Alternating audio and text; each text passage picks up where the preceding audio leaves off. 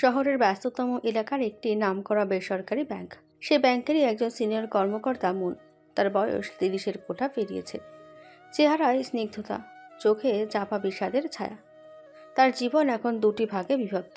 একটি ব্যাংকের কঠিন অঙ্ক, আর অন্যটি তার বিধবা জীবনের নীরবতা। স্বামীর অকাল মৃত্যুতে তার জীবন থমকে গেল। সে নিজেকে সামলে নিয়েছে চাকরির কঠিন দায়িত্বে। এমনই এক কর্মব্যস্ত সকালে ব্যাংকের ভেতরে প্রবেশ করলো নাহিদ। সদ্য ইউনিভার্সিটি পাশ করা এক তরুণ। তার চোখে স্বপ্ন, মনে তারুণ্যের চঞ্চলতা। একটি শিক্ষাবৃত্তির টাকা জমা দেওয়ার জন্য সে ব্যাংকে এসেছে। ভিড় ঠেলে সে যখন একটি কাউন্টারের সামনে দাঁড়ালো, তখনই তার চোখ স্থির হয়ে গেল দূর কাউন্টারে বসা এক নারীর উপর। সেই নারী মুন। মুন তখন অত্যন্ত মনোযোগ দিয়ে একজন গ্রাহকের সাথে কথা বলছিলেন।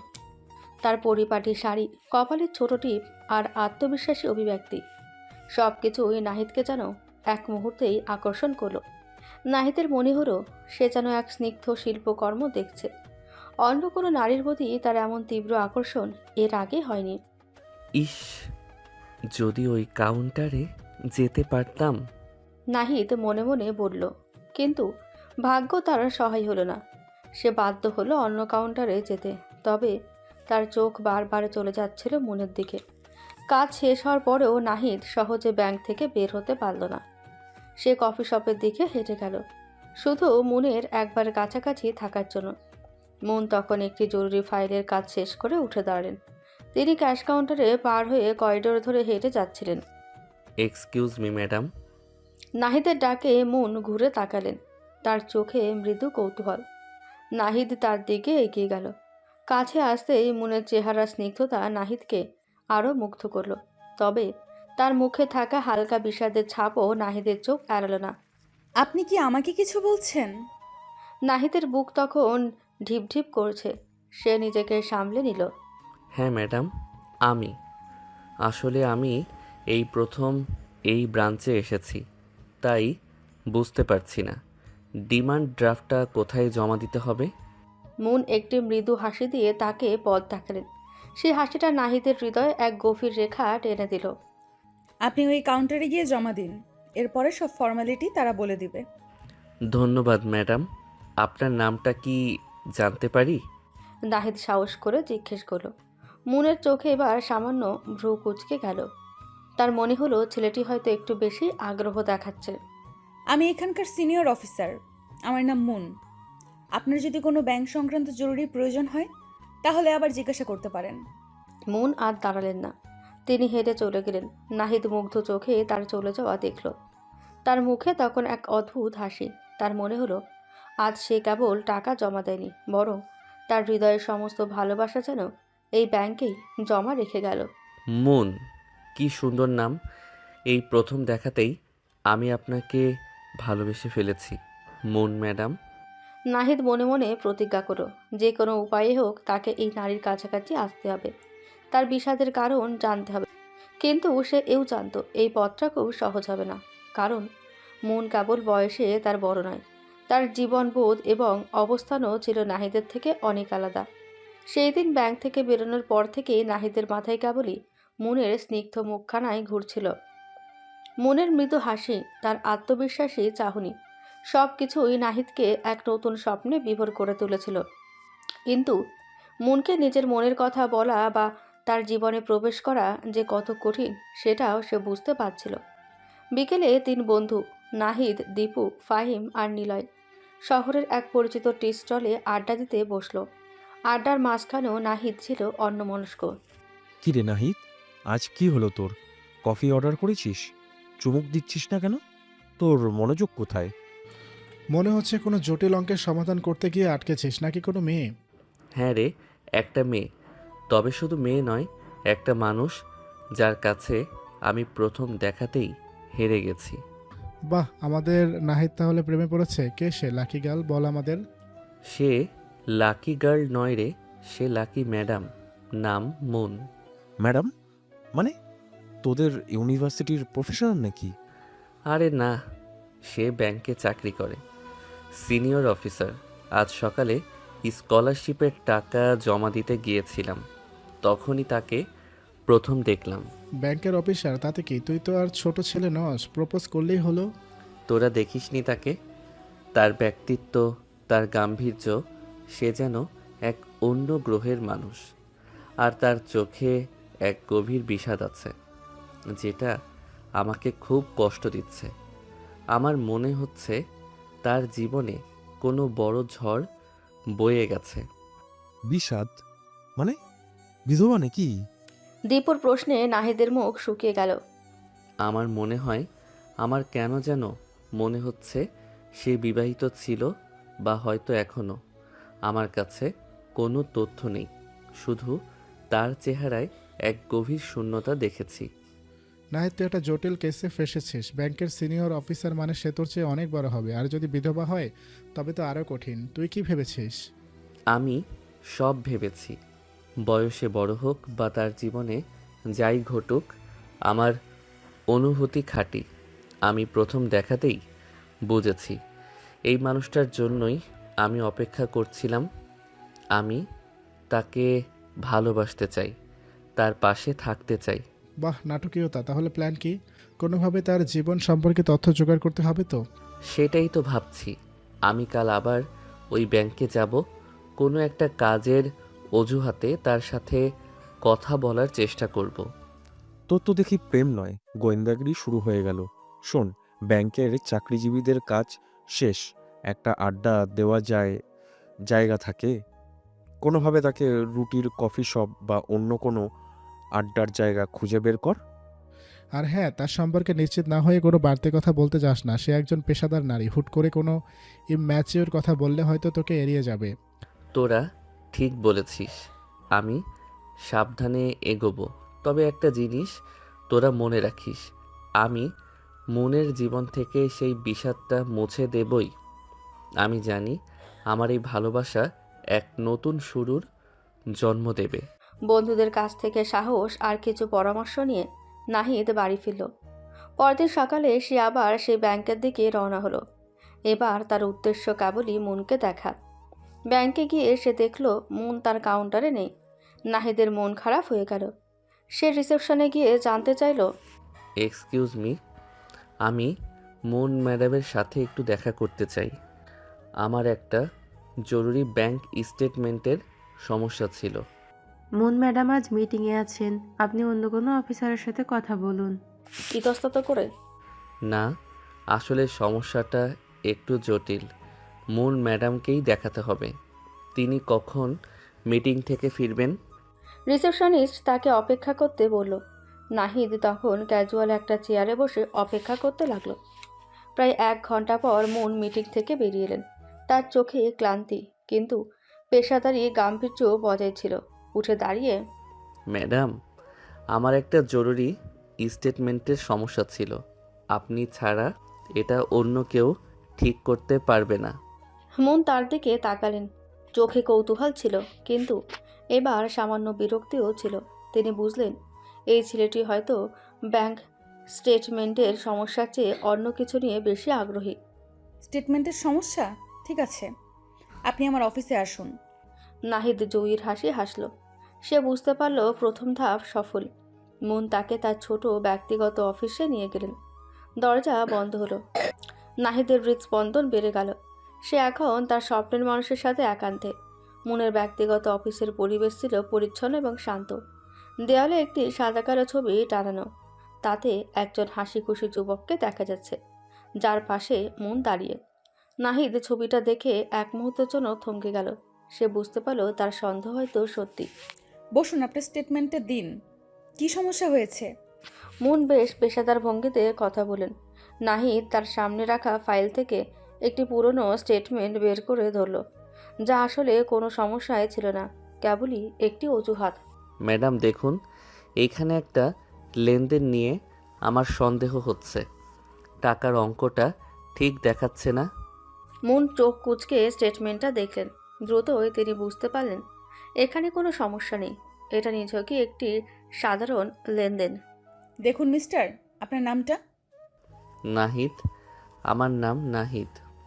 মিস্টার নাহিদ, এখানে কোনো সমস্যা নেই। অঙ্কটা সম্পূর্ণ ঠিক আছে। আপনি হয়তো বুঝতে ভুল করছেন। নাহিদ লজ্জা না পেয়ে হেসে উঠল। আমি দুঃখিত ম্যাডাম, আসলে আমার মাথাটা ইদানিং খুব গোলমাল করছে। আজ সকালেও জরুরি একটা ফাইল ভুল করে ফেলে এসেছি। নাহিদ চতুরতার সাথে প্রসঙ্গ পাল্টাতে চাইল, যাতে মন বুঝতে পারেন যে তার মনোযোগ অন্যদিকে। মিস্টার নাহিদ, আপনি যদি সত্যিই ব্যস্ত থাকেন তাহলে আপনার এখন বিশ্রাম নেওয়া উচিত। ব্যাংক সংক্রান্ত আপনার আর কোনো সমস্যা আছে কি? নিচের দিকে তাকিয়ে। আছে ম্যাডাম, ব্যক্তিগত একটা সমস্যা। মনের ভ্রু এবার কুঁচকে গেল। তিনি বুঝতে পারলেন ছেলেটি বাড়াবাড়ি করছে। মিস্টার নাহিদ, এটা ব্যাংক, ব্যক্তিগত সমস্যা নিয়ে আলোচনা করার জায়গা এটা নয়। আপনার যদি কোনো জরুরি কাজ না থাকে তাহলে আপনি আসতে পারেন, আমার অনেক কাজ বাকি।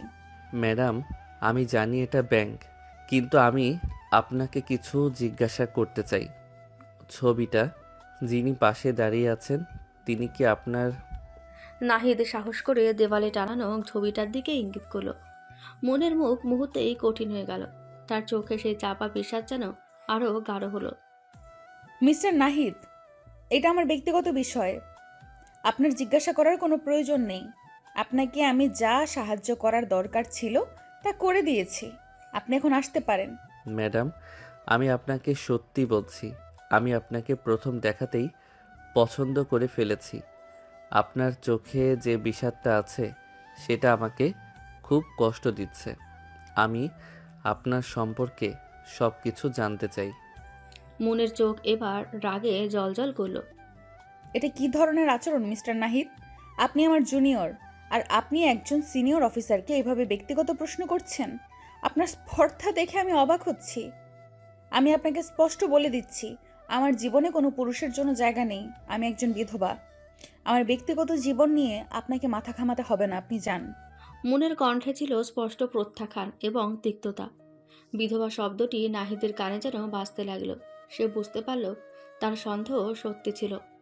আমি দুঃখিত ম্যাডাম, আমি আপনাকে কষ্ট দিতে চাই, কিন্তু আপনার কষ্টটা আমাকে আর থাকতে দিচ্ছে না। আমি আপনার অতীতকে সম্মান করি, কিন্তু আমার অনুভূতিগুলো খাঁটি।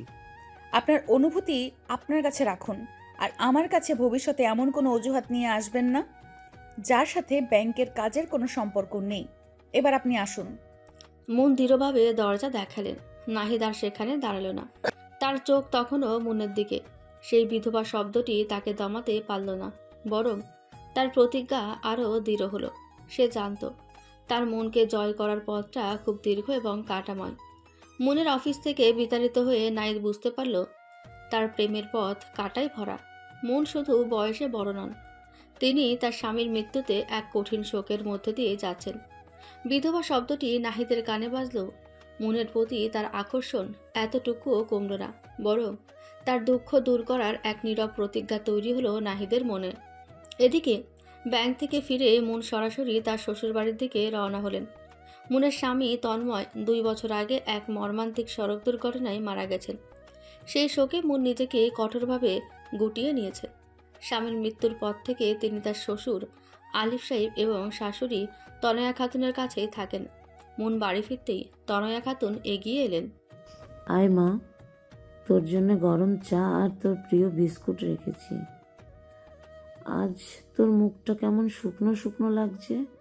তনয়া খাতুনের কণ্ঠে ছিল মেয়ের প্রতি গভীর ভালোবাসা। সত্যি, আলিফ সাহেব আর তনয়া খাতুন মনকে তাদের নিজের মেয়ের মতোই ভালোবাসেন। তন্ময়ের মৃত্যুর পর তারা দুজনেই মনকে আগলে রেখেছেন। না শাশুড়ি মা, আজ একটু কাজ বেশি ছিল। আলিফ সাহেব তখন পেপার পড়ছিলেন। তিনি চশমার ফাঁক দিয়ে মনের দিকে তাকালেন। শোনো মা, আমরা তোমাদের জীবনটা ভালোভাবে দেখেছি। দুজন দুজনকে কত ভালোবাসতিস। তন্ময় তো চলে গেল, কিন্তু এভাবে তুই একা থাকবি কেন? আলিফ সাহেবের কথায় মন থেমে গেল। তিনি বুঝতে পারলেন তারা আবার সেই প্রসঙ্গ তুলতে চলেছেন। তনয়া আর আমি আলোচনা করছিলাম, আমরা চাই না তুই এভাবে তোর জীবনটা নষ্ট করিস। তোর তো এখনো অনেক বয়স বাকি। হ্যাঁ মা, আমরা চাই তুই আবার বিয়ে কর, একটি ভালো ছেলে দেখে আবার সংসারটা শুরু কর। তন্ময় এটাই চাইতো। শাশুড়িমার এই কথায় মনের চেহারায় মুহূর্তেই রাগ ফুটে উঠল। তার চাপা বিষাদ যেন ক্ষোভে পরিণত হলো। তোমরা এটা কি বলছো শাশুড়ি মা? আমি কি তোমাদের মেয়ে নই? তন্ময়কে ভুলে গিয়ে আমি কিভাবে অন্য কারোর হতে পারবো? অন্য কারোর হাত ধরবো? আমি তোমাদের ছেলে ছাড়া অন্য কাউকে স্বামী হিসেবে ভাবতে পারি না। আমরা জানি মা, তুই তন্ময়কে খুব ভালোবাসিস, কিন্তু তোর জীবনের কথাটাও আমাদের ভাবতে হবে। এভাবে নিজেকে অন্ধকারে রাখিস না। তোমরা যদি আবার এই কথা তোলো, তাহলে আমি এই বাড়ি ছেড়ে চলে যাব। আমি আর কোথাও চাকরি খুঁজবো। আমি এই বিষয়ে আর একটাও কথা শুনতে চাই না। মুনের কণ্ঠে ছিল স্পষ্ট হুমকি আর গভীর আবেগ। তার শ্বশুর শাশুড়ি মুনের এই রাগ দেখে নীরব হয়ে গেলেন। তারা বুঝতে পারলেন তাদের এই প্রচেষ্টা মনকে আরও বেশি কষ্ট দিচ্ছে। মন দ্রুত নিজের ঘরে চলে গেল। তার চোখ দিয়ে তখন জল গড়িয়ে পড়ছিল। দেওয়ালে টাঙানো তন্ময়ের হাসি মুখের ছবির দিকে তাকিয়ে সে ফিসফিস করে বলল, তুমি কি চাও আমি অন্য কারোর হই তন্ময়? তুমি কেন আমাকে একা রেখে গেলে? তোমার জায়গায় পৃথিবীতে আর কেউ নিতে পারবে না। মনের সেই শোক আর দৃঢ়তা কেবল নাহিদের জন্য নয়, তার নিজের শ্বশুর শাশুড়ির জন্যও ছিল এক কঠিন দেওয়াল। অন্যদিকে নাহিদ তখন তার বন্ধুদের সাথে নতুন পরিকল্পনা করছিল। সে জানত মুনের ব্যক্তিগত জীবন সম্পর্কে জানতে হলে তার বাড়ির কাছাকাছি কোনো সূত্র খুঁজতে হবে। দীপু, আমি জানি মুন ম্যাডাম এখন একজন বিধবা। এই তথ্যটা আমাকে আরও বেশি করে তার পাশে দাঁড়াতে অনুপ্রাণিত করেছে। তোর সাহস আছে মানতে হয়, কিন্তু তোকে তো সেই কোনো সুযোগ দিচ্ছে না। আমি হাল ছাড়ব না। আমি নিশ্চিত তার বাড়িতে কেউ না কেউ আছে যে তার জীবন সম্পর্কে তথ্য দিতে পারবে। আমি তার বাড়ি খুঁজে বের করব। মুনের ব্যক্তিগত জীবনের সেই দেওয়াল ভাঙতে নাহিদ এবার গোয়েন্দাগিরি শুরু করলো। সে জানত মুনের জীবনের সেই বিষাদ দূর করার জন্য তাকে কেবল প্রেমিক হিসেবে নয়, একজন বিশ্বাসী বন্ধু হিসেবেও পাশে দাঁড়াতে হবে। নাহিদের মন তখন স্থির। মুন ম্যাডামের প্রত্যাখ্যান তার ভালোবাসার আগুনকে আরও বাড়িয়ে দিয়েছে। সে বুঝতে পারল ব্যাংকের পেশাদার পরিবেশে মনকে জয় করা অসম্ভব। তাকে মনের জীবনের ব্যক্তিগত পরিসরে প্রবেশ করতে হবে। বন্ধুদের পরামর্শ অনুযায়ী সে মনের বাড়ি খুঁজে বের করার পরিকল্পনা করল। পরের কয়েকদিন নাহিদ প্রতিদিন সকালে ব্যাংকের কাছে অপেক্ষা করত। সে দেখল মুন একটি নির্দিষ্ট রুটে আসেন। একদিন বিকেলে অফিস শেষে মুন যখন ট্যাক্সিতে উঠলেন, নাহিদ দ্রুত একটি রিকশা নিয়ে তাকে অনুসরণ করল। দীপু আর ফাহিম দূর থেকে তাকে সাহস জোগাচ্ছিল। কিরে নাহিদ, রিস্কায় এত জোরে কেন যাচ্ছিস? মনে হচ্ছে কোনো হলিউড সিনেমায় চেসিং সিন চলছে। চুপ কর, তাকে হারাতে চাই না। শেষ পর্যন্ত রিকশাটি একটি অভিজাত এলাকার সামনে থামল। নাহিদ দেখল মুন একটি বড় গেট দিয়ে ভেতরে ঢুকলেন। গেটের বাইরে একটি নাম ফলক, যেখানে আলিফ সাহেবের নাম লেখা। নাহিদ নিশ্চিত হলো এটাই মুনের শ্বশুর বাড়ি। সে আর সেখানে দাঁড়ালো না। বাড়ির উল্টো দিকে একটি পার্কে গিয়ে সে অপেক্ষা করতে লাগলো। সে ভাবল পার্কে বসে থাকলে হয়তো মুনের সঙ্গে তার শ্বশুর শাশুড়ির আলাপচারিতা বা মুনের দৈনন্দিন জীবন সম্পর্কে কিছু জানা যাবে। পরদিন বিকেল থেকে নাহিদ রোজ ওই পার্কে আসা শুরু করলো। সে দেখল আলিফ সাহেব আর তনয়া খাতুন প্রায় প্রতিদিনই সন্ধ্যায় পার্কে হাঁটতে আসেন, কিন্তু মুনকে কোনোদিন হাঁটতে দেখা গেল না। একদিন আলিফ সাহেব যখন একা একটি বেঞ্চে বসে পেপার পড়ছিলেন, নাহিদ সুযোগটা নিল। সে ধীরে ধীরে আলিফ সাহেবের কাছে গিয়ে বসল। আঙ্কেল, কিছু মনে না করলে কি এই বেঞ্চে বসতে পারি? চশমা খুলে হ্যাঁ বাবা, বসো, কোনো অসুবিধা নেই। নাহিদ ইতস্তত করল, কিন্তু মনে সাহস সঞ্চার করে কথা বলল। আঙ্কেল, আপনাকে না কোথায় যেন দেখেছি মনে হচ্ছে। আপনি কি ওই এলাকার ব্যাংকে যান? হেসে হ্যাঁ বাবা, আমার মেয়ে ওই ব্যাংকেই চাকরি করে, সিনিয়র অফিসার। প্রায় যাই তার কাজে সাহায্য করতে। আবেগের সাথে মুন ম্যাডাম, আমি তাকে চিনি। আমি ওই ব্রাঞ্চেরই একজন গ্রাহক। তিনি খুব ভালো মানুষ আর কাজের প্রতি খুব সিরিয়াস। আলিফ সাহেবের চোখ ঝলসে উঠল। তিনি বুঝলেন ছেলেটি মুনকে চেনে। তুমি ঠিকই বলছো বাবা, আমার মেয়েটা খুব ভালো, তবে তার জীবনটা বড়ই কঠিন। আমি শুনেছি তার স্বামীর কথা। হ্যাঁ বাবা, আমার ছেলে তন্ময় মাত্র 2 বছর আগে এক দুর্ঘটনায় চলে গেল। আমার মেয়েটা তারপর থেকে একদম চুপ হয়ে গেছে, নিজেকে আর কারো কাছে প্রকাশ করে না। আমি শুনেছি আঙ্কেল, আপনারা চান না তিনি আবার বিয়ে করুন। আলিফ সাহেব দীর্ঘশ্বাস ফেলেন। চাই তো বটেই, সে তো আমার মেয়ের মতো। তার জীবন নষ্ট হয়ে যাক সেটা কি আমরা দেখতে পারি বলো? কিন্তু সে রাজি হয় না। আজও সে তন্ময়কে ভোলেনি বাবা। নাহিদ এই সুযোগে তার নিজের কথা বলল। আঙ্কেল, আমি জানি এটা বলা উচিত নয়, কিন্তু আমি মুন ম্যাডামকে প্রথম দেখাতেই পছন্দ করে ফেলেছি। আমি জানি তার জীবনে সব কিছু জেনেও আমি তার পাশে দাঁড়াতে চাই। আলিফ সাহেব চমকে উঠলেন। তিনি এই তরুণের চোখে স্পষ্ট এক ভালোবাসার দৃঢ়তা দেখতে পেলেন। তুমি কি বলছো বাবা? তুমি জানো তার বয়স কত আর তার অতীতের কথা? জানি আঙ্কেল, কিন্তু ভালোবাসা তো কোনো বয়স বা অতীত দেখে হয় না। আমি তাকে সম্মান করি, আমি শুধু চাই তাকে সুখী করতে। আলিফ সাহেব কিছুক্ষণ চুপ করে রইলেন। তারপর স্নেহ ভরা গলায় বললেন, তোমার সাহস আছে বাবা, তবে এটা সহজ হবে না। মন খুব জেদি, তাকে রাজি করানো অসম্ভব। আঙ্কেল, আমি সব চ্যালেঞ্জ নিতে প্রস্তুত। আপনি কি শুধু আমাকে একটা সুযোগ দেবেন? তাকে বাইরে কোথাও একবার কফি খাওয়ার জন্য বলতে পারবেন? আলিফ সাহেব হেসে উঠলেন। তোমার এই পাগলামো দেখে আমার ভালো লাগছে।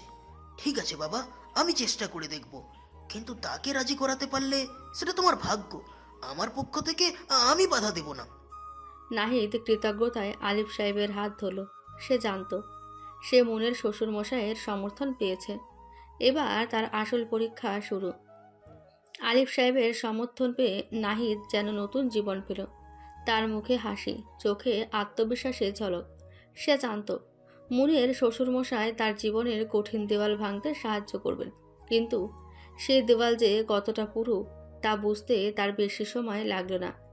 সেই দিন সন্ধ্যায় আলিফ সাহেব বাড়ি ফিরে মুনকে কাছে ডাকলেন।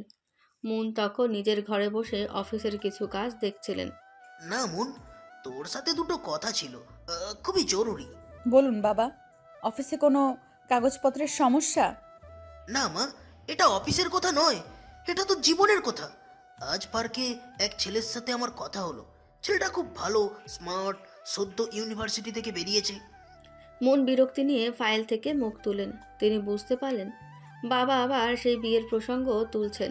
শোন মা, সে তোকে প্রথম দেখাতেই পছন্দ করে ফেলেছে। সে তোর অতীত, তোর অবস্থান জেনে শুনেও তোর পাশে থাকতে চায়। ছেলেটা তোকে খুব সম্মান করে। তার নাম নাহিদ। মনের চোখ মুহূর্তেই কড়া হয়ে গেল। নাহিদ, সেই ব্যাংকের ছেলেটা যে তাকে ব্যক্তিগত প্রশ্ন করে বিব্রত করেছিল কঠিন স্বরে। বাবা, আপনি কি বলছেন এইসব? সেই ছেলেটা, সে আমার ব্যাংকের গ্রাহক। সে আমাকে এইভাবে ফলো করছে কেন? সে আমার অফিসে এসেও আমাকে বিরক্ত করছিল। আপনি তার সাথে কেন কথা বললেন? সে তোকে খুব ভালোবাসে মা। তার চোখ দেখে আমার মনে হয়েছে সে তোর জীবনে শান্তি ফিরিয়ে আনতে পারে। আবেগ আর রাগে কাঁপতে কাঁপতে, শান্তি? আমার শান্তি কেবল তন্ময়ের সাথে ছিল। আপনারা কেন বুঝতে চাইছেন না? আমি পরিষ্কার করে বলে দিচ্ছি, আমি আর কোনোদিন বিয়ে করব না। আর কোনো পুরুষের জন্য আমার জীবনে কোনো জায়গা নেই। মন চেয়ার ছেড়ে উঠে দাঁড়ালেন। তার চোখ দিয়ে তখন রাগ আর কষ্টের জল গড়িয়ে পড়ছিল। সেই ছেলেটাকে আপনি বলে দেবেন সে যেন আর কোনো দিন আমার আশেপাশে না থাকে। ব্যাংকেও নয়, এখানেও নয়। আমি তাকে কোনো সুযোগ দেব না। তনয়া খাতুন ছুটে এলেন। মা, এভাবে রেগে যাচ্ছিস কেন? ছেলেটা তো কোনো দোষ করেনি। তোমরা কেন বুঝতে চাইছো না? আমার জীবনটা শুধু তন্ময়ের জন্য। আমি অন্য কারোর সাথে এই বিশ্বাসঘাতকতা করতে পারবো না। আমাকে শান্তিতে থাকতে দাও। মন দ্রুত নিজের ঘরে ঢুকে দরজা বন্ধ করে দিলেন। আলিফ সাহেব আর তনয়া খাতুন অসহায়ভাবে একে অপরের দিকে তাকালেন।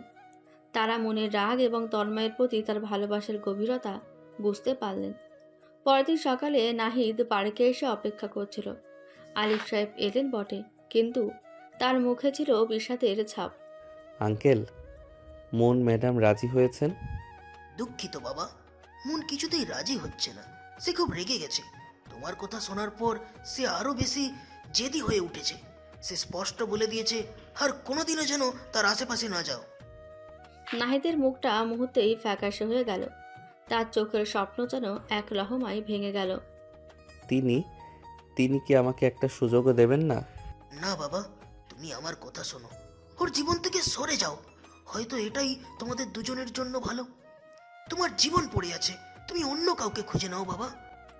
আলিফ সাহেবের আন্তরিক পরামর্শ শুনে নাহিদের মন ভেঙে গেল।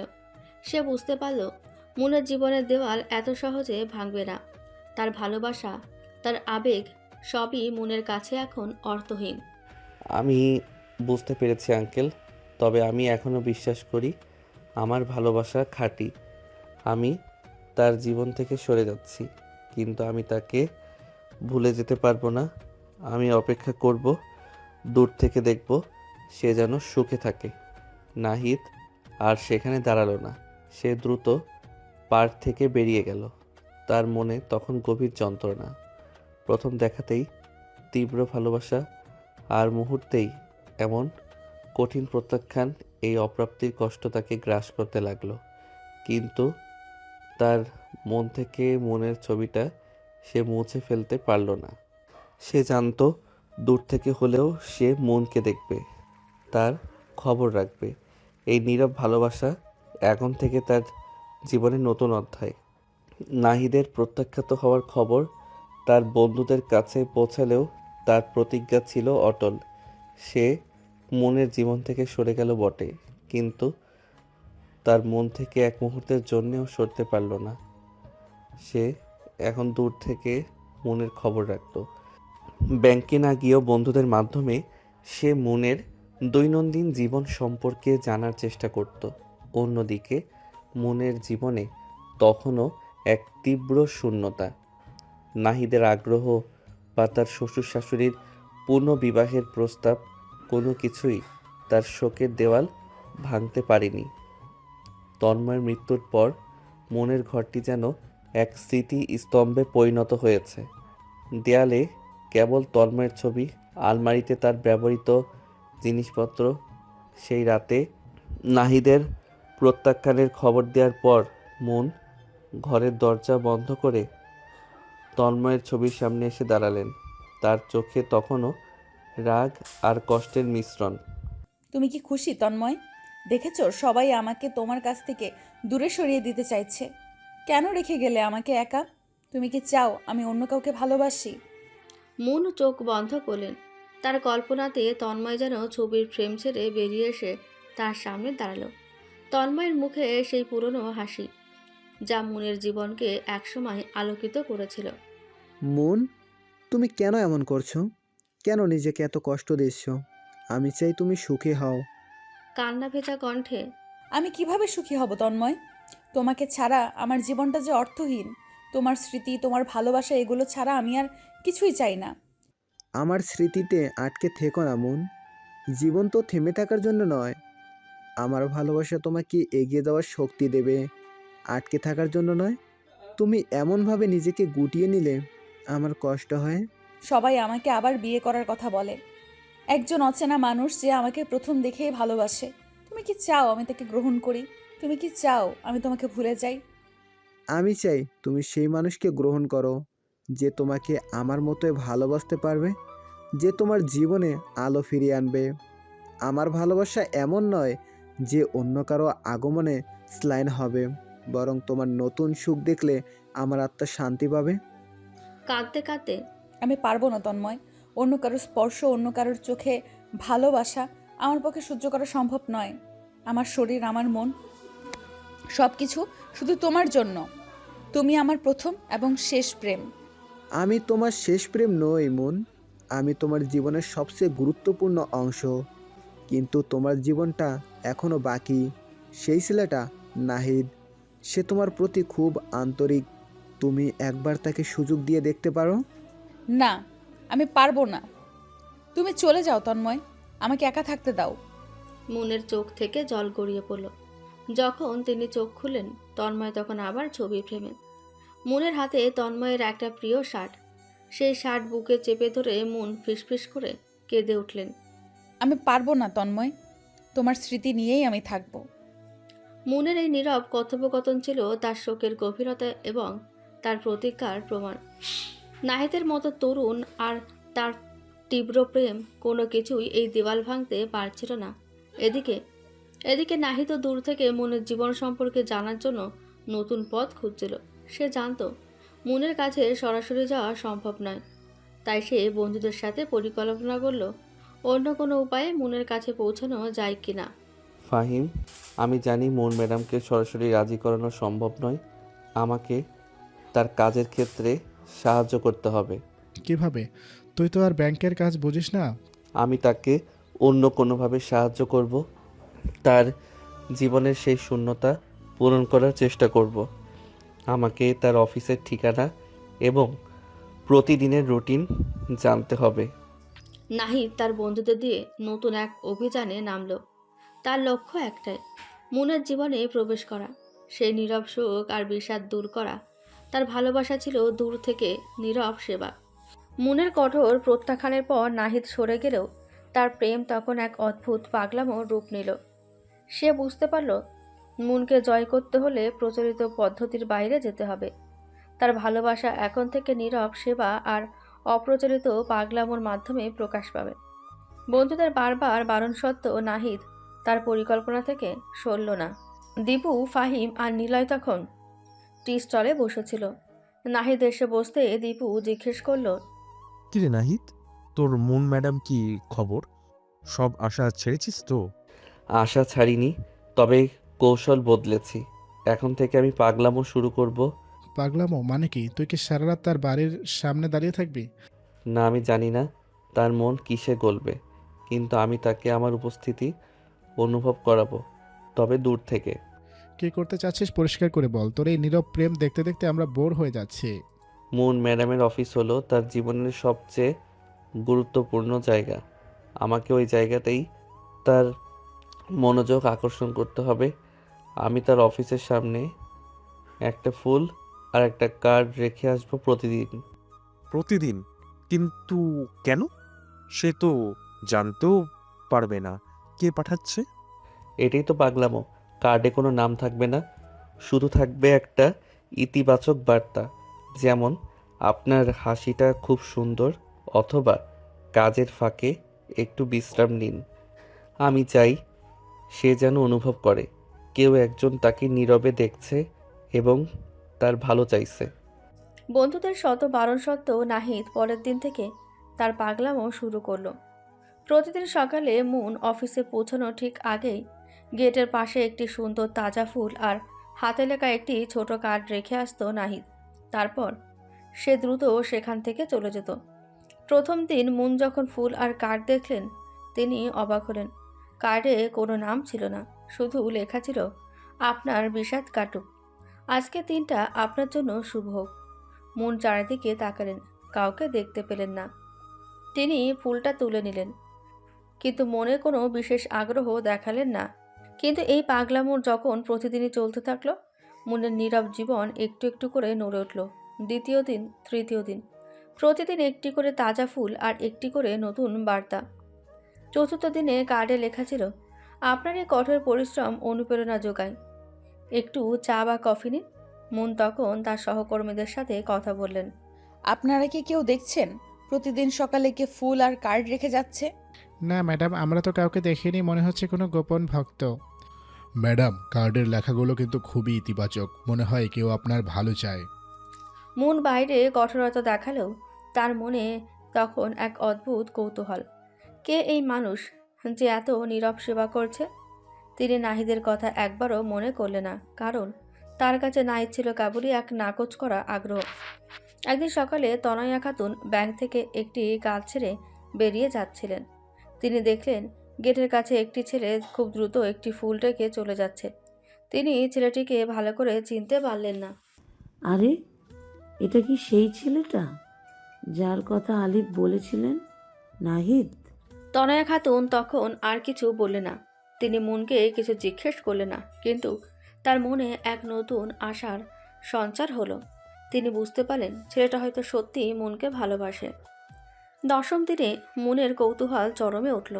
তিনি সকাল সকাল অফিসে এলেন।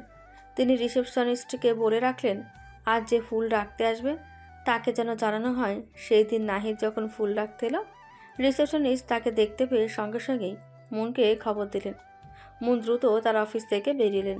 কয়েকটার ধরে হেঁটে এসে তিনি দেখলেন নাহিদ তার অফিসের গেটের কাছে একটি সাদা গোলাপ আর কার্ড রাখছে। নাহিদ তখন ফুল রেখে দ্রুত চলে যাচ্ছিল। দাঁড়ান মিস্টার নাহিদ। মুনের ডাকে নাহিদ থমকে দাঁড়ালো। তার বুকে তখন আনন্দের ঢেউ। সে ধরা পড়েছে, কিন্তু তার উদ্দেশ্য সফল। পিছন ফিরে, ম্যাডাম, আপনি এখানে? আপনি এই কাজগুলো কেন করছেন? প্রতিদিন কে ফুল আর কার্ড পাঠাচ্ছে সেটা আমি জানতে চাইছিলাম। ফুল তো কেবলই ফুল ম্যাডাম, আর কার্ডে যা লেখা সেগুলো তো কেবলই আপনার জন্য শুভকামনা। আপনি স্পষ্ট করে বলুন, আপনি কেন আমার ব্যক্তিগত জীবনে এমন অযাচিত হস্তক্ষেপ করছেন? আমি আপনাকে অনুরোধ করেছিলাম আমার থেকে দূরে থাকতে। আমি দূরে ছিলাম ম্যাডাম, কিন্তু আমার মন দূরে ছিল না। আপনি আমাকে ভালোবাসুন বা না বাসুন, আমার পাগলামো তো আর বন্ধ হবে না। আমি কেবল আপনার বিষাদ দূর করতে চেয়েছি, আপনার হাসি দেখার জন্য। মুনের কঠোরতা আর বজায় রইল না। তিনি বুঝতে পারলেন নাহিদের এই পাগলামো কোনো ছেলে মানুষই নয়, এটি তার গভীর ভালোবাসা। তিনি আর কিছু বললেন না, কেবল তিনি নীরবে ফুল আর কার্ডটা তুলে নিলেন। মুনের মুখে তখন রাগ নয়, ছিল এক ধরনের অভিভূত হওয়ার ছাপ। এই প্রথম তিনি নাহিদের পাগলামোকে মেনে নিলেন। নাহিদের পাগলামো মুনের জীবনে এক নীরব পরিবর্তন আনছিল। প্রতিদিনের সেই ফুল আর ইতিবাচক বার্তা মুনের কঠোর দেওয়ালকে ধীরে ধীরে নরম করতে শুরু করেছিল। তিনি আর ফুলগুলো ফেলে দিতেন না, বরং নিজের ড্রেসকে রাখতেন। তিনি বুঝতে পারছিলেন এই তরুণ তাকে গভীরভাবে ভালোবাসে এবং তার ভালোবাসা কোনো শর্তের দাস নয়। অন্যদিকে নাহিদের বাবা নাহিম খান ছিলেন শহরের একজন অত্যন্ত প্রভাবশালী ব্যবসায়ী ও রাজনৈতিক ব্যক্তিত্ব। তিনি তার ছেলের সব খবর রাখতেন, বিশেষ করে তার বন্ধুদের মাধ্যমে। যখন তিনি জানতে পারলেন যে তার ছেলে এক বিধবা বয়সে বড় ব্যাংক অফিসার মুনকে নিয়ে এমন পাগলামো করেছে, তখন তিনি ক্ষুব্ধ হলেন। দীপু, ফাহিম, আমার ছেলের এসব কিসের পাগলামো? এক বিধবা চাকরিজীবী নারীর পেছনে কেন ঘুরছে সে? আমার ছেলের জন্য কি মেয়ের অভাব? দীপু আর ফাহিম ভয় পেয়ে গেল। তারা বুঝতে পারল নাহিদের বাবা বিষয়টি সহজভাবে নিচ্ছেন না। আঙ্কেল, নাহিদ তো ওকে সত্যি ভালোবাসে, আর সে তো সব জেনেই ওকে পছন্দ করেছে। ভালোবাসা? নাহিম খানের ছেলের ভালোবাসা এত সস্তা নয়। আমি তাকে তার যোগ্য জায়গায় দেখতে চাই। ওই সাধারণ মেয়েটিকে তার জীবন থেকে সরাতে হবে। নাহিম খান তার প্রভাব খাটিয়ে দ্রুত মুনের এবং তার শ্বশুরবাড়ির ঠিকানা জেনে নিলেন। তিনি মনে মনে স্থির করলেন এই সম্পর্ক দ্রুত ভেঙে দিতে হবে, যাতে তার সম্মানহানি না হয়। তিনি জানতেন সরাসরি নাহিদকে বোঝালে সে শুনবে না, তাই মুনকেই ভয় দেখিয়ে এই সম্পর্ক থেকে দূরে সরাতে হবে। সেই দিন সন্ধ্যায় মুনের বাড়িতে এক অপ্রত্যাশিত ঘটনা ঘটল। মুন তখনও অফিস থেকে ফেরেননি। আলিফ সাহেব আর তনয়া খাতুন তখন বারান্দায় বসে গল্প করছিলেন। হঠাৎই নাহিম খানের পাঠানো কয়েকজন লোক তাদের গেট ভেঙে বাড়ির ভেতরে প্রবেশ করলো। তাদের মুখ ছিল মুখোশ দিয়ে ঢাকা, হাতে ছিল লাঠি। ভয়ে চিৎকার করে, আপনারা কারা?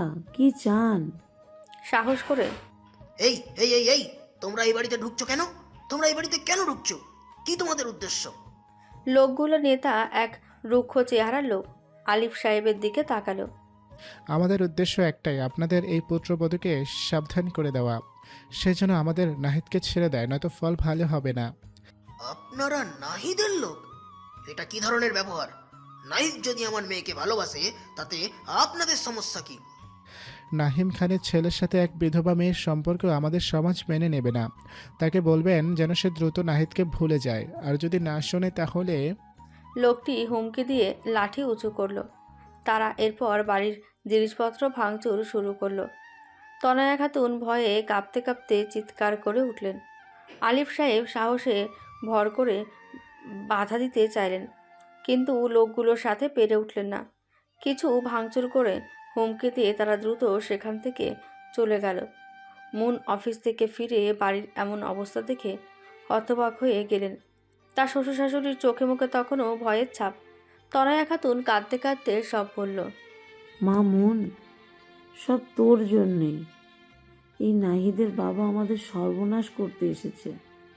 তুই কেন ছেলেটাকে তোর জীবন থেকে সরাচ্ছিস না? তারা খুব খারাপ লোক ছিল মা।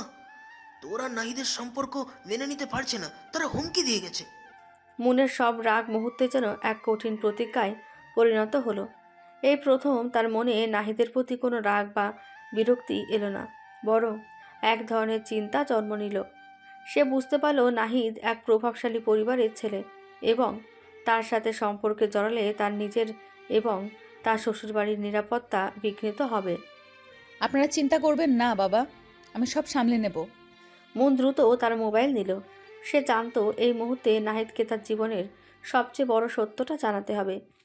তার নিজের নিরাপত্তা আর তার শ্বশুর শাশুড়ির শান্তি, এটাই তার কাছে এখন সবচেয়ে গুরুত্বপূর্ণ। নাহিদের সাথে আর কোনো সম্পর্ক রাখা সম্ভব নয়, তা সে কঠিনভাবে বুঝে গেল। নাহিম খানের লোকেরা যখন মুনের বাড়িতে হামলা করলো, সেই মুহূর্তটা মুনের জীবনে এক মোড় ঘুরিয়ে দিল। এই আঘাত শুধু তার বাড়ির জিনিসপত্রের ক্ষতি করেনি, তার হৃদয়ের ভেতরে সেই নরম হয়ে আসা দেওয়ালটিকে মুহূর্তের মধ্যে কঠিন করে তুলল। নাহিদের প্রতি তার যেটুকু দুর্বলতা তৈরি হচ্ছিল তা দ্রুতই বিলীন হয়ে গেল এক ভয়ঙ্কর বাস্তবতার সামনে। তার কাছে এখন সবচেয়ে বড় সত্য তার শ্বশুর শাশুড়ির নিরাপত্তা। মুন দ্রুত তার শ্বশুর আলিফ সাহেব আর শাশুড়ি তনয়া খাতুনকে শান্ত করলেন। তাদের চোখে ছিল আতঙ্ক, আর মনের মনে ছিল প্রতিশোধ নয়, বরং এক কঠিন সিদ্ধান্ত। বাবা মা, তোমরা শান্ত হও, আমি সব ব্যবস্থা করছি। তোমাদের এইভাবে বিপদে ফেলতে আমি আর রাজি নই। মা, আমরা কি করব? নাহিম খানের নাম শুনেছিস? তিনি শহরের সবচেয়ে প্রভাবশালী লোক। আমরা ওনার সাথে কিভাবে লড়বো? মন, তুমি তোমার চাকরি থেকে দূরে চলে যাও। আমরা এখান থেকে অন্য কোথাও চলে যাব। নাহিদের সাথে আর কোনো সম্পর্ক রেখো না। আমি আপনাদের একা ছেড়ে কোথাও যাব না বাবা। আপনারা আমার জীবনের সবচেয়ে বড় ভরসা। আমি একটা সিদ্ধান্ত নিয়েছি। মুন তখন দ্রুত তার ব্যাংকের উচ্চপদস্থ কর্মকর্তার সাথে যোগাযোগ করলেন। তিনি সেখানে তার ব্যক্তিগত সমস্যার কথা খুলে বলেন এবং জরুরি ভিত্তিতে শহর ছেড়ে দূরে অন্য কোনো ব্রাঞ্চে বদলির আবেদন করলেন। মুনের দক্ষতা আর জরুরি পরিস্থিতি বিবেচনা করে ব্যাংক কর্তৃপক্ষ তার আবেদন মঞ্জুর করল। সেই রাতে মুন তার শ্বশুর শাশুড়িকে প্রস্তুত হতে বললেন। বাবা মা, আমরা এই শহর ছেড়ে চলে যাচ্ছি এক্ষুনি। আমি অন্য একটি শহরে বদলি হয়ে গেছি। এত দ্রুত? আমাদের জিনিসপত্র? কিছু নেওয়ার দরকার নেই, শুধু জরুরি কিছু জিনিসপত্র আর কাগজপত্র নিয়ে নাও। জীবন আর নিরাপত্তা সবচেয়ে দামি। এখনকার সব কিছু ব্যবস্থা আমি করব। আলিফ সাহেব মুনের চোখে এক নতুন দৃঢ়তা দেখতে পেলেন। তিনি বুঝতে পারলেন এই মুহূর্তে মুনের সিদ্ধান্তই তাদের জন্য সেরা। তারা কোনো প্রশ্ন না করে মুনের কথায় রাজি হলেন। তন্ময়ের স্মৃতি আর তন্ময়ের পরিবারের নিরাপত্তা, এই দুটোর মধ্যে মুন দ্বিতীয়টাকে বেছে নিলেন। এদিকে নাহিদ তার বন্ধুদের কাছ থেকে খবর পেল যে মুনের বাড়িতে কোনো ঝামেলা হয়েছে। সে অস্থির হয়ে মুনের বাড়িতে যাওয়ার জন্য ছুটল, কিন্তু তার বন্ধুরা তাকে আটকে দিল। নাহিদ, যাস না, তোর বাবা এই ঝামেলা করেছে, তুই গেলে হয়তো আরও বিপদ হবে। আমার জন্য মুন ম্যাডাম আর তার পরিবার বিপদে পড়বে আর আমি চুপ করে থাকবো? তুই এখন গেলে শুধু তোর বাবাকে আরও রাগিয়ে দিবি। আমাদের হাতে কোনো প্রমাণ নেই। নাহিদ বন্ধুদের বাধা সত্ত্বেও মুনের বাড়ির দিকে রওনা হলো, কিন্তু যখন সে মুনের বাড়ির কাছে পৌঁছালো তখন রাত প্রায় 2টো। সে দেখলো মুনের বাড়ির গেট খোলা, ভেতরে আলো জ্বলছে, তবে একটা অদ্ভুত নীরবতা। ভাঙা জিনিসপত্র দেখে নাহিদের বুক কেঁপে উঠল। নিজেই আমার জন্য এসব হয়েছে, আমার পাগলামোর জন্য। নাহিদ গেট দিয়ে ভেতরে ঢুকতে যাবে, ঠিক সেই মুহূর্তে সে দেখল আলিফ সাহেব আর তনয়া খাতুন একটি ট্যাক্সিতে উঠছেন, আর মুন তাদের পাশে দাঁড়িয়ে ট্যাক্সির দরজা বন্ধ করছেন। মুনের চোখে তখন রাজ্যের ক্লান্তি আর একরাশ শূন্যতা। মুন ম্যাডাম। নাহিদের ডাকে মুন থমকে দাঁড়ালেন। তিনি দ্রুত তাকালেন। নাহিদকে দেখে তার মুখে কোনো ভাবান্তর হলো না, কেবল এক শীতল স্থির দৃষ্টি। আপনি কোথায় যাচ্ছেন? কি হয়েছে আপনাদের? ঠান্ডা ও স্পষ্ট স্বরে, মিস্টার নাহিদ, আপনি আমার জীবন থেকে দূরে থাকুন।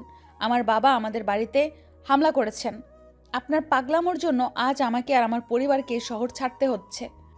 আমি দুঃখিত ম্যাডাম, আমি জানতাম না। আমি আপনার জন্য লড়ব। লড়তে হবে না, আমি লড়তে চাই না। আমি আপনার মতো প্রভাবশালী বাবার ছেলের সাথে সম্পর্ক রাখতে পারবো না। আপনার পাগলামো আমার শান্তি নষ্ট করেছে। আজ থেকে আমাদের আর কোনো সম্পর্ক নেই। মুন দ্রুত ট্যাক্সিতে উঠলেন। তিনি এক মুহূর্তও সময় নষ্ট করলেন না। ট্যাক্সি চলতে শুরু করলো। নাহিদ পাগলের মতো দৌড়ে ট্যাক্সির পিছু নিল। মুন ম্যাডাম প্লিজ আমার কথা শুনুন, আমি আপনাকে ভালোবাসি। কিন্তু মুন একবারও পিছনে ফিরে তাকালেন না। তার চোখে তখন শুধু একটাই চিন্তা, নিজের আর শ্বশুর শাশুড়ির নিরাপত্তা। নাহিদের ভালোবাসার আবেগ তার এই কঠিন সিদ্ধান্তের সামনে হার মানল। নাহিদ রাস্তায় থমকে দাঁড়ালো। তার ট্যাক্সি তখন দূরে শহরের আধারে মিলিয়ে যাচ্ছে।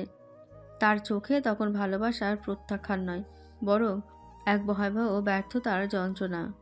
মুনের কঠোর প্রত্যাখ্যান আর তার চোখের সামনে শহর ছেড়ে চলে যাওয়া নাহিদের হৃদয়ে এক গভীর ক্ষত সৃষ্টি করলো। তার পাগলামো তখন আর প্রেম নিবেদনের কৌশল রইল না, তা পরিণত হলো সত্যিকারের উন্মাদনায়। যে মনকে সে ভালোবাসত, সেই মনই তাকে নিজের জীবন থেকে নির্মমভাবে মুছে ফেলল। আর এর জন্য দায়ী ছিল নাহিদের বাবার ক্ষমতা আর নিজের অপরিণামদর্শিতা। ট্যাক্সি চলে যাওয়ার পর নাহিদ বহুক্ষণ সেই জনশূন্য রাস্তায় দাঁড়িয়ে রইল। সে তার ভালোবাসার পরাজয় মেনে নিতে পারছিল না। তার মনে হলো তার সমস্ত স্বপ্ন, তার সমস্ত প্রতিজ্ঞা এক মুহূর্তেই ভেঙে চুরমার হয়ে গেল। চিৎকার করে, না মুন, তুমি এমন করতে পারো না। আমি তোমাকে ভালোবাসি, আমার জন্য কেন তুমি চলে গেলে?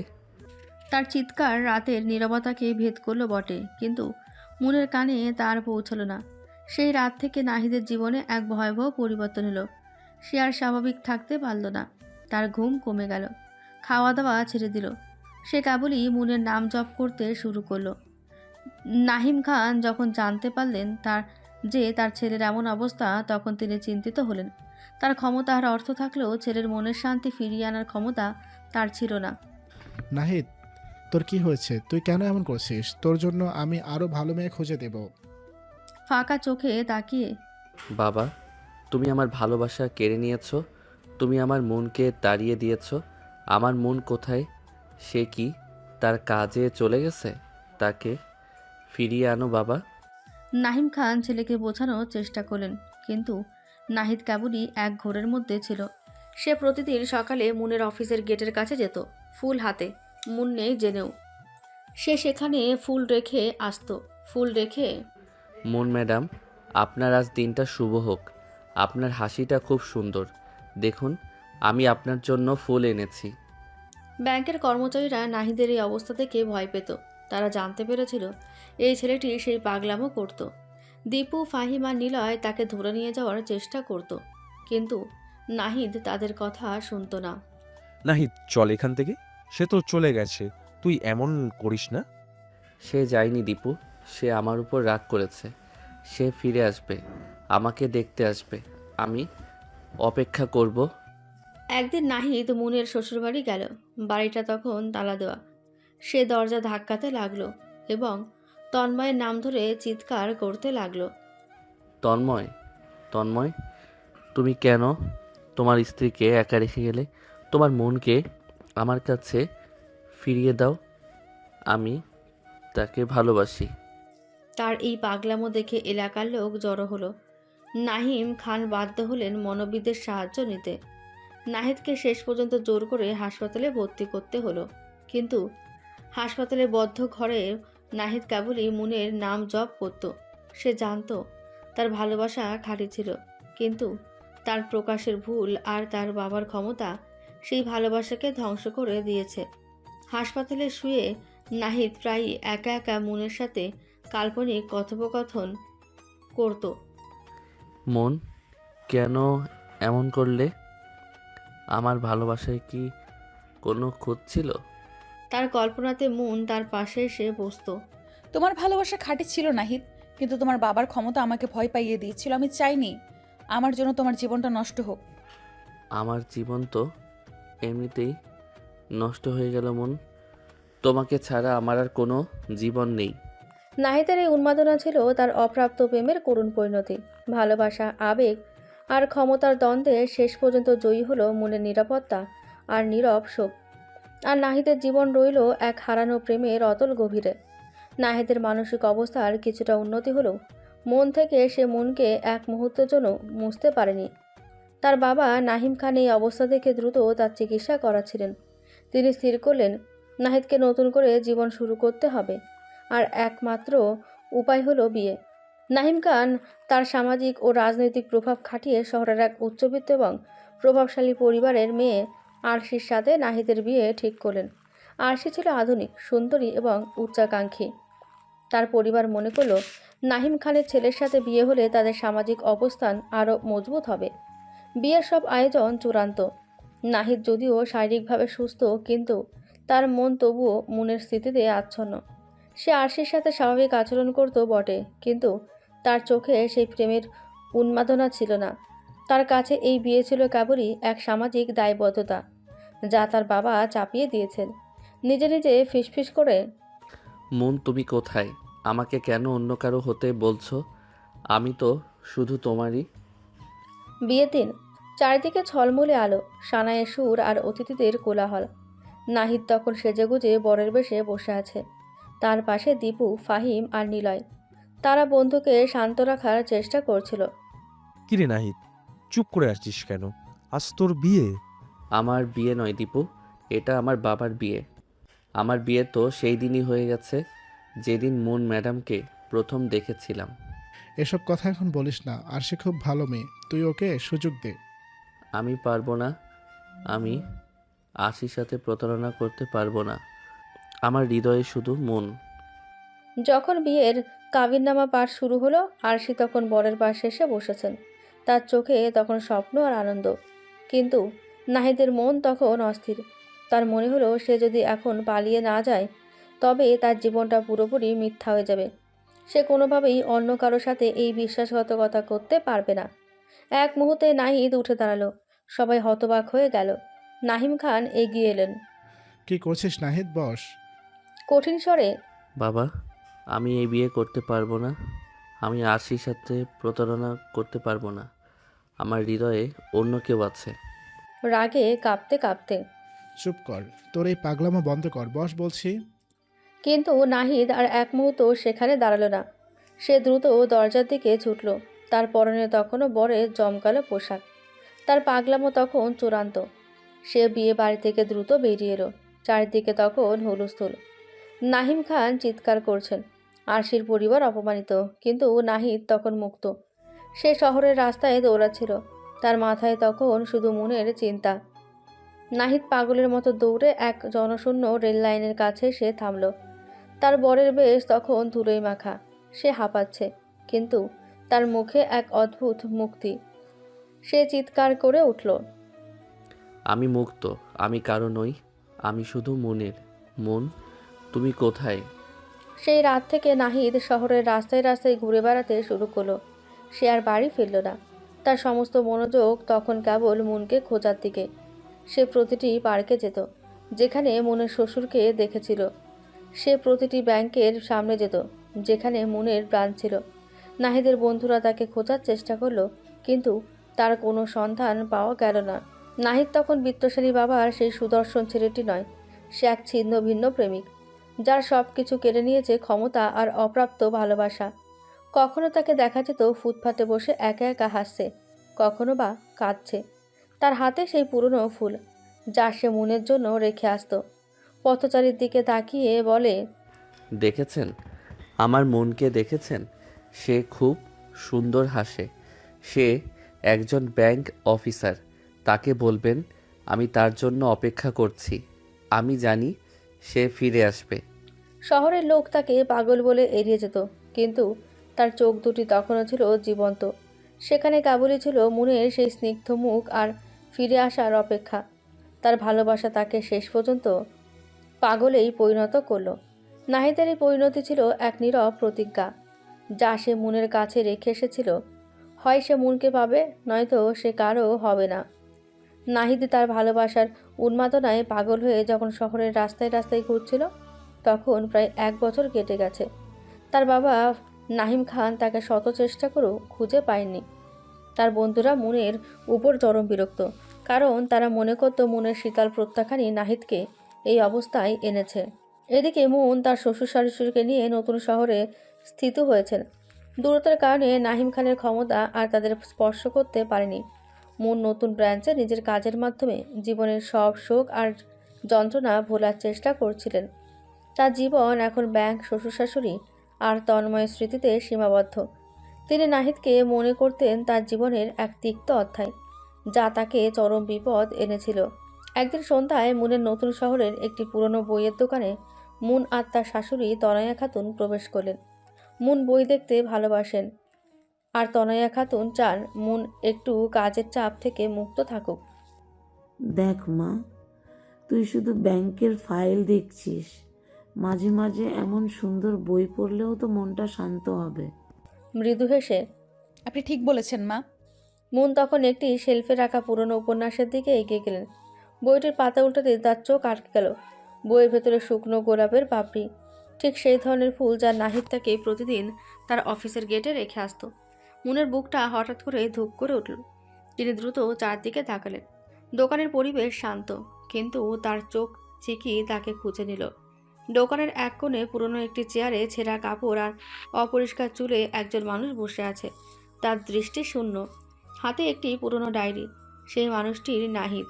মুন যেন নিজের চোখে বিশ্বাস করতে পারলে না। নাহিদ খান এত বিত্তশালী ছেলে, আজ রাস্তায় পাগল। মুনের মনে পড়ল তার বিয়ের দিন পালিয়ে যাওয়ার খবর। তার বুকটা ধরফর করে উঠল। তার সমস্ত রাগ বিরক্তি এক মুহূর্তেই করুণায় পরিণত হলো। কি দেখছিস মা? কোনো পুরনো পরিচিতি?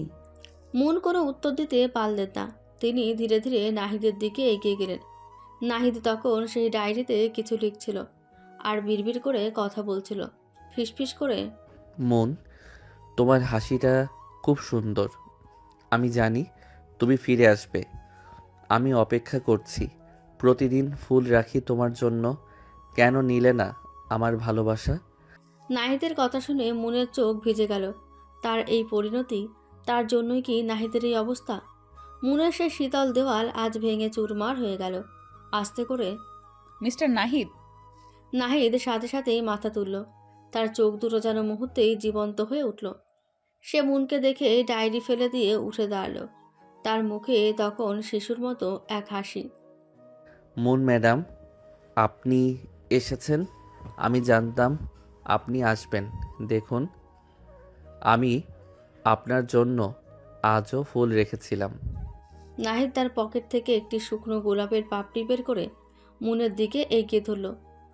আর সেই দৃষ্টিতে ছিল পাগল করা ভালোবাসা, যা আজও এতটুকু কমেনি। কান্না ধরে রেখে, নাহিদ, তুমি এমন কেন করছো? কেন তুমি তোমার জীবনটা নষ্ট করলে? মুনের হাত ধরে।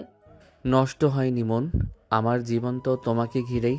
আপনি যখন আমাকে প্রত্যাখ্যান করলেন, তখন আমার মনে হলো আপনাকে ছাড়া অন্য কোনো জীবন আমার জন্য মিথ্যা।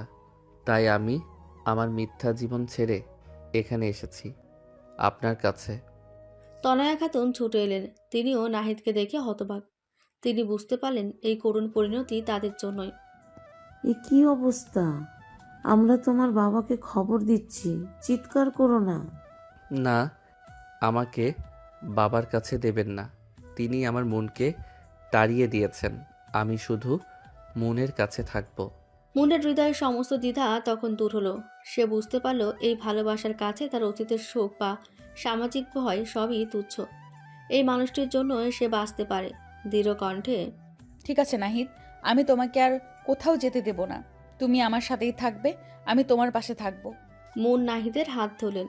সেই মুহূর্তে 1 বছর পর তাদের ভালোবাসা এক নতুন পথে যাত্রা শুরু করলো। মুনের চোখ থেকে তখন শুধু অনুতাপ নয়, ছিল এক নতুন প্রতিজ্ঞা। নাহিদের এই পাগলামিকে সে তার ভালোবাসা দিয়ে সুস্থ করে তুলবে। সেই বইয়ের দোকানের অপ্রত্যাশিত দেখা হওয়ার পর মুনের জীবনে সব কিছুই পাল্টে গেল। নাহিদের পাগলামো দেখে মুনের হৃদয়ে জমে থাকা সব বরফ গলে গেল। সে বুঝতে পারল নাহিদের এই পরিণতি তার বাবার ক্ষমতা আর মুনের কঠোর প্রত্যাখ্যান দুটোরই ফল। সে স্থির করল এখন নাহিদের পাশে দাঁড়ানোই তার একমাত্র কর্তব্য। তনয়া খাতুন এবং আলিফ সাহেবও নাহিদকে দেখে খুবই কষ্ট পেলেন। তারা নাহিদের এই অবস্থা দেখে আর কোনো বাধা দিলেন না, বরং মুনের সিদ্ধান্তে পূর্ণ সমর্থন জানালেন। না মুন, তুমি ঠিক করেছো। ছেলেটা আমাদের জন্য অনেক কষ্ট সহ্য করেছে। আমরা ওকে একা ফেলে দিতে পারি না। আয় বাবা নাহিদ, আমাদের সাথেই থাকবি। আমরা তোকে সুস্থ করে তুলব। তুই তো আমাদের ছেলের মতোই। নাহিদ তাদের কথা শুনে কোনো প্রতিবাদ করল না। সে তখনও এক ঘোরের মধ্যেই ছিল, কিন্তু মুনের উপস্থিতি তাকে কিছুটা হলেও শান্ত করলো। নাহিদকে তখন মুনের নতুন বাড়িতে নিয়ে আসা হলো। নাহিদের অপরিষ্কার পোশাক আর ছেঁড়া চুলে তার পাগলামো ছাপ স্পষ্ট। মুনের যত্ন আর সেবা দিয়ে নাহিদের শুশ্রূষা শুরু হলো। মুনের নতুন বাড়িতে তন্ময়ের স্মৃতি আর নাহিদের করুণ উপস্থিতি এক অদ্ভুত পরিবেশ তৈরি করলো। কিন্তু মুনের ভালোবাসা ছিল শক্তিশালী। নাহিদের হাত ধরে, নাহিদ, তুমি এখন আমার কাছে থাকবে। আমি তোমাকে সেই সব ফুল আর কার্ড দেব যা তুমি আমার জন্য রেখেছিলে। নাহিদ মুনের কথাগুলো শুনতো বটে, কিন্তু তার চোখ তখনও শূন্য। সে কেবলই মুনের উপস্থিতি চাইতো। মুনের স্পর্শে সে শান্ত থাকতো, কিন্তু মুন একটু দূরে গেলে সে অস্থির হয়ে উঠত আতঙ্কে। মন, তুমি কোথায় যাচ্ছ? আমাকে ছেড়ে যেও না, আমি আর একা থাকতে পারবো না। তাড়াতাড়ি ফিরে এসে, আমি তোমার পাশেই আছি রাহিদ, কোথাও যাইনি, তুমি শান্ত হও। প্রতিদিন সকালে মুন অফিস যাওয়ার আগে নাহিদের মাথায় হাত বুলিয়ে দিতেন, তাকে খাইয়ে দিতেন। আলিফ সাহেব আর তনয়া খাতুনও নিজেদের ছেলের মতো নাহিদকে দেখতেন। তনয়া খাতুন নিজের হাতে নাহিদের জন্য খাবার রান্না করতেন। আলিফ সাহেব তাকে পার্কে নিয়ে যেতেন, কথা বলার চেষ্টা করতেন। বাবা নাহিদ, তোমার কি খিদে পেয়েছে? এই নাও তোমার প্রিয় খাবার। বাবা, আমি জানি তুমি খুব কষ্ট পেয়েছো, কিন্তু আমরা সবাই তোমার পাশে আছি। তুমি আবার সুস্থ হয়ে উঠবে বাবা। নাহিদ তখনও মাঝে মাঝে আপন মনে হাসতো আর মনে সেই পুরনো কার্ডগুলো দেখত। তার হাতে সবসময় একটি শুকনো গোলাপের পাপড়ি থাকতো। শুকনো পাপড়ি দেখে, এটা মন ম্যাডামের হাসি, খুব সুন্দর। ধীরে ধীরে এই ভালোবাসার শুশ্রূষা নাহিদের অবস্থার উন্নতি হতে শুরু করলো। সে মুনের সাথে স্বাভাবিকভাবেই কথা বলার চেষ্টা করত, তবে তার মন থেকে মুনের প্রত্যাখ্যানের ভয়টা তখনও যায়নি। মন, তুমি কি আমাকে ঘৃণা করো? আমার বাবার জন্য তুমি কষ্ট পেয়েছো? আমি তোমাকে ঘৃণা করি না নাহিদ, আমি তোমাকে ভালোবাসি। তোমার পাগলামো দেখে আমি বুঝতে পেরেছি তোমার প্রেম কতটা খাঁটি। তোমার বাবার ভয়ে আমি তোমাকে দূরে ঠেলে দিয়েছিলাম, কিন্তু আমার হৃদয় থেকে তোমার প্রতি ভালোবাসা মুছতে পারিনি। মুনের এই অকপট স্বীকারোক্তি নাহিদের মনে এক গভীর শান্তি এনে দিল। সে মুনের হাত ধরে বলল, আমি আবার সুস্থ হব মন, শুধু তোমার জন্য। আমরা আবার নতুন করে শুরু করব। তুমি আর তোমার পরিবার, তোমরা আমাকে বিশ্বাস করো। মুনের চোখে তখন আনন্দাশ্রু। সে জানত নাহিদের সুস্থ হওয়া সহজ নয়, কিন্তু তাদের ভালোবাসা এই কঠিন পথ পার করে দেবে। তনয়া খাতুন দূর থেকে তাদের দেখছিলেন। তিনি তখন উপলব্ধি করলেন, তন্ময় চলে গেলেও বিধবা মনকে ভালোবাসার আলোয় মুড়িয়ে রাখার জন্য বিধাতা যেন নাহিদকে তার জীবনে পাঠিয়েছেন। এই নতুন পরিবার, এই নতুন ভালোবাসা তাদের জীবনে এক নতুন বসন্তের সূচনা করল। দিন সপ্তাহ পেরিয়ে মাস গড়ালো। মুনের অবিচল যত্ন, আলিফ সাহেব ও তনয়া খাতুনের স্নেহ এবং ভালোবাসার নিরন্তর শুশ্রূষা সব মিলে নাহিদের মনে নতুন করে বাঁচার প্রেরণা জাগালো। মুনের উপস্থিতি ছিল নাহিদের কাছে সবচেয়ে বড় ওষুধ। সে বুঝতে পারল তার প্রিয় মানুষটি তাকে কোনোদিন ছেড়ে যাবে না। এই বিশ্বাস তার হারানো মানসিক শান্তি ফিরিয়ে আনলো। এক সকালে নাহিদ ঘুম থেকে উঠে বসল। তার চোখে সেই শূন্যতা ছিল না, ছিল এক স্নিগ্ধ হাসি। মুনের দিকে তাকিয়ে সে হাসল। সেই হাসিটা ছিল সেই প্রথম দিনের মুনের কাছে ফুল রাখার সময়ের হাসি। মন, আমার আর পাগলামো হচ্ছে না। আমার মনটা এখন খুব শান্ত। মুনের চোখে তখন আনন্দাশ্রু। এই দিনটার জন্যই সে এতগুলো দিন অপেক্ষা করেছিল। আবেগে নাহিদকে জড়িয়ে ধরে, আমি জানতাম নাহিদ, আমি জানতাম তুমি ফিরে আসবে। তোমার ভালোবাসা আমাকে বিশ্বাস করতে শিখিয়েছে। আমি তোমাকে কত কষ্ট দিয়েছি, তাই না? আমি বাবার ভয়ে আর তোমার প্রত্যাখ্যানের কষ্টে পাগল হয়ে গিয়েছিলাম। এখন সব ভুলে যাও, তুমি আমাদের কাছে ফিরে এসেছো, এটাই সবচেয়ে বড় কথা। নাহিদের মানসিক অবস্থার উন্নতি দেখে আলিফ সাহেব এবং তনয়া খাতুনও স্বস্তি পেলেন। নাহিদ এখন স্বাভাবিকভাবে সবার সাথে কথা বলতে পারত।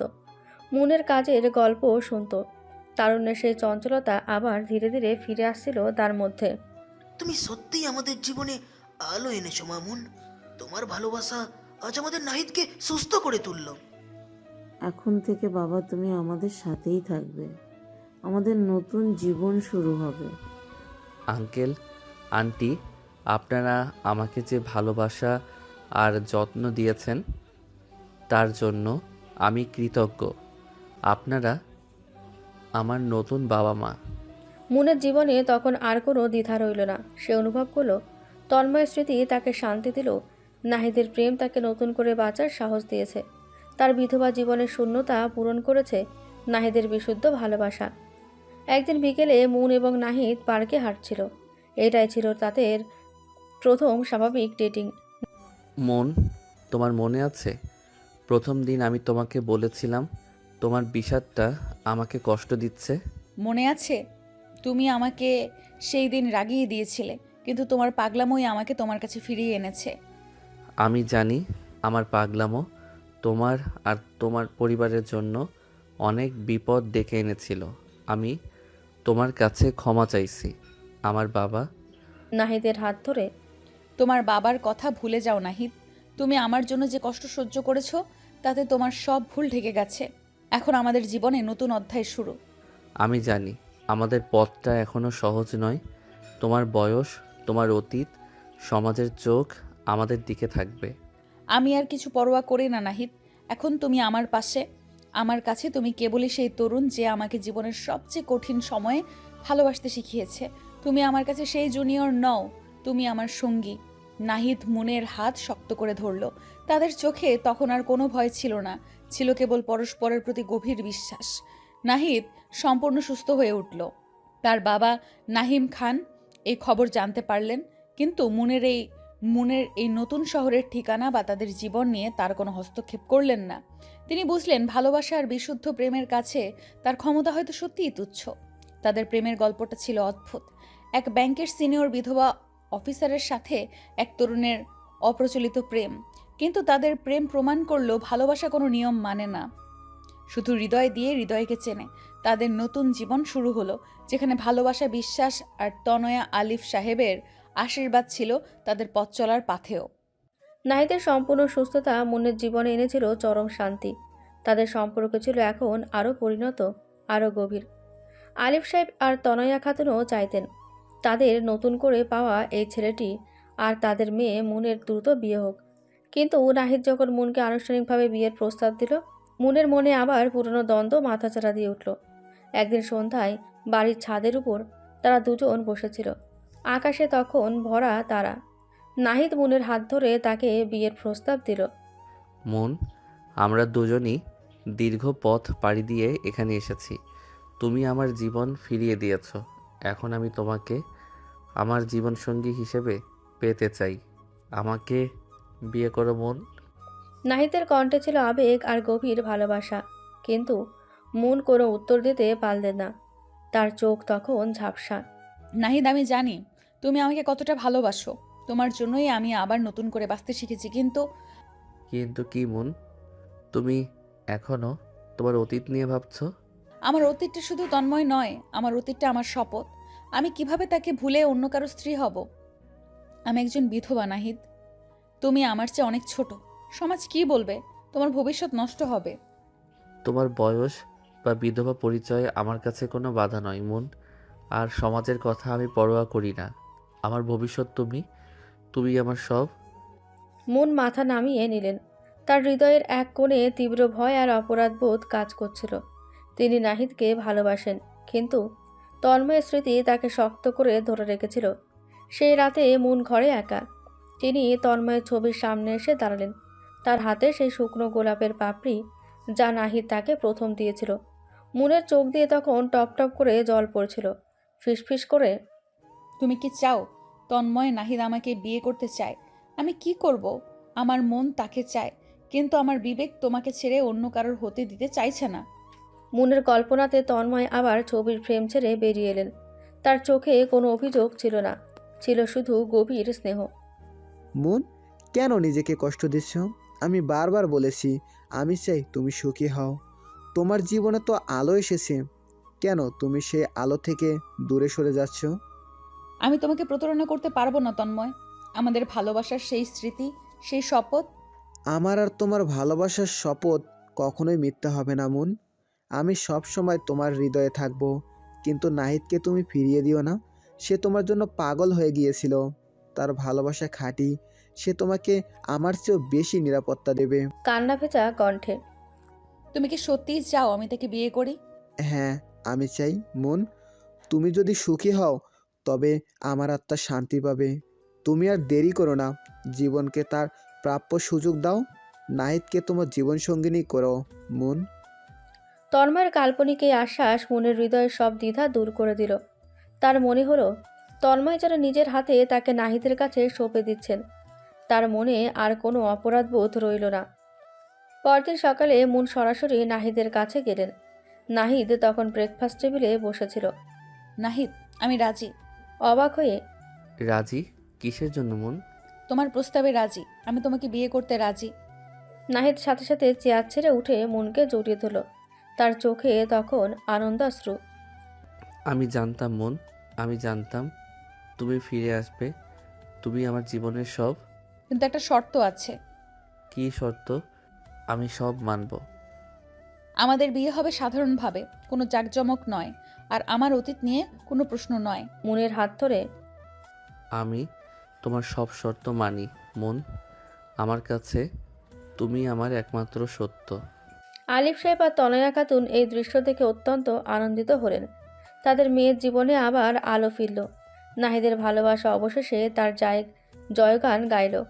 মুন্নের হৃদয়ে সেই কঠিন দেওয়াল, যা তন্ময় স্মৃতি আর সামাজিক ভয় দিয়ে তৈরি হয়েছিল, তার শেষ পর্যন্ত নাহিদের বিশুদ্ধ প্রেম আর তন্ময়ের আশীর্বাদে ভেঙে চুরমার হয়ে গেল। তাদের জীবনে নতুন অধ্যায় শুরু হলো। মুনের সম্মতি পাওয়ার পর নাহিদের জীবনে নতুন প্রাণ এলো। তাদের আর দেরি করার কারণ ছিল না। মুন চেয়েছিলেন তাদের বিয়ে হোক অড়াম্বরভাবে, যেখানে কোনো সামাজিক জাঁকজমক থাকবে না, থাকবে কেবল হৃদয়ের পবিত্র বন্ধন। নাহিদ তার সমস্ত শর্ত মেনে নিল। একদিন সকালে তাদের নতুন শহরের স্থানীয় একটি রেজিস্ট্রি অফিসে তাদের বিয়ে সম্পূর্ণ হলো। সাক্ষী হিসেবে ছিলেন আলিফ সাহেব, তনয়া খাতুন এবং নাহিদের দুই বিশ্বস্ত বন্ধু দীপু ও ফাহিম। নাহিদের বাবার কোনো প্রভাব যাতে তাদের জীবনে না পড়ে, সেজন্য নাহিম খানকে এই বিয়ের কথা জানানো হলো না। রেজিস্ট্রি পেপারে স্বাক্ষর করার পর নাহিদ আবেগে মুনকে জড়িয়ে ধরল। মুনের চোখে তখন আনন্দাশ্রু। এখন থেকে তুমি শুধু আমার, কোনো প্রত্যাখ্যান নয়, কোনো দূরত্ব নয়। নাহিদের কপালে আলতো চুমু দিয়ে হ্যাঁ নাহিদ, তোমার পাগলামো অবশেষে সার্থক হলো। আলিফ সাহেব এবং তনয়া খাতুন তাদের দুজনকে আশীর্বাদ করলেন। তনয়া খাতুন তখন মুনের হাত ধরে বললেন, মা, আজ আমার মনে হচ্ছে আমার তন্ময় তোমাকে আমাদের কাছে ফিরিয়ে দিয়েছে। সুখী হও মা। বাবা নাহিদ, আজ থেকে এই মেয়েটির সব দায়িত্ব তোমার। ওর সবটুকু ভালো রাখার দায়িত্বও হচ্ছে তোমার। আমি কথা দিচ্ছি আঙ্কেল, আমি আমার স্ত্রীকে জীবনের সব সুখ দেব। তাদের বিয়ের পর এক নতুন রোম্যান্টিক সংসার শুরু হলো। মুনের ব্যাংক কর্মকর্তার জীবন আর নাহিদের তারুণ্যের উচ্ছ্বাস দুটি মিলে তাদের ছোট্ট ফ্ল্যাটটি ভরে উঠল ভালোবাসায়। তাদের বয়সের পার্থক্য বা সামাজিক চোখ রাঙানি কোনো কিছুই আর তাদের জীবনে প্রভাব ফেলল না। সকালে মুন যখন অফিসের জন্য তৈরি হতেন, নাহিদ তখন তার জন্য চা বানিয়ে দিত। নাহিদ এখনও কোনো চাকরি পায়নি বটে, কিন্তু সে তখন মনোযোগ দিয়ে চাকরির পরীক্ষার জন্য প্রস্তুতি নিচ্ছিল। মুনের অনুপ্রেরণা ছিল তার সবচেয়ে বড় শক্তি। রান্নাঘরে গিয়ে বাহ, আমার জুনিয়র হাজব্যান্ড কফি তৈরি। আমি তোমার অফিসের জন্য দেরি করে দিচ্ছি। তোমার জন্য কফি তৈরি করতে আমার কোনো ক্লান্তি নেই। আমার সিনিয়র ওয়াইফ, তুমি যাও নিশ্চিন্তে অফিস করো। আমি আজ চাকরির পরীক্ষার জন্য পড়ব। তাদের দাম্পত্য জীবনের প্রতিটি মুহূর্ত ছিল শ্রদ্ধা এবং অটুট বিশ্বাস। রাতে যখন তারা বিছানায় শুতেন, মুন তখন তার সারাদিনের কাজের গল্প বলতেন, আর নাহিদ তার স্বপ্নের কথা। মন, তোমার কোলে মাথা রেখে শুলে আমার সব ক্লান্তি দূর হয়ে যায়। মনে হয় তুমি আমার জীবনে এক বিরাট আশীর্বাদ। আর তোমার স্পর্শে আমার জীবনের সবচেয়ে শূন্যতা পূরণ হয়ে যায় নাহিদ। তুমি আমাকে আবার হাসতে শিখিয়েছো। তাদের ভালোবাসা ছিল নিবিড়, গভীর এবং শারীরিক চাহিদার ঊর্ধ্বে। মুন, যিনি একসময় তার স্বামীকে হারানোর শোকে অন্য কোনো পুরুষের স্পর্শ সহ্য করতে পারতেন না, তিনি আজ নাহিদের প্রেমের উষ্ণতায় নিজেকে সম্পূর্ণ সঁপে দিয়েছেন। তাদের মিলন ছিল দুটি আত্মার, যা তাদের অতীতের সব শোক মুছে দিয়ে এক নতুন ভবিষ্যতের স্বপ্ন দেখাতো। তাদের সম্পর্ক ছিল অন্যদের জন্য এক নীরব উদাহরণ। তাদের দেখা দেখি সমাজের অনেক মানুষ বুঝতে শুরু করলো ভালোবাসা কোনো বয়স বা বিধিনিষেধের তোয়াক্কা করে না। মুন আর নাহিদের রোমান্টিক সংসার প্রমাণ করলো সত্যিকারের প্রেম সব বাধা অতিক্রম করে জীবনের এক নতুন পথ তৈরি করতে পারে। তাদের এই যাত্রা ছিল পাগলামো থেকে শুরু করে পরিণতির, যেখানে শেষ পর্যন্ত জয় হলো ভালোবাসার।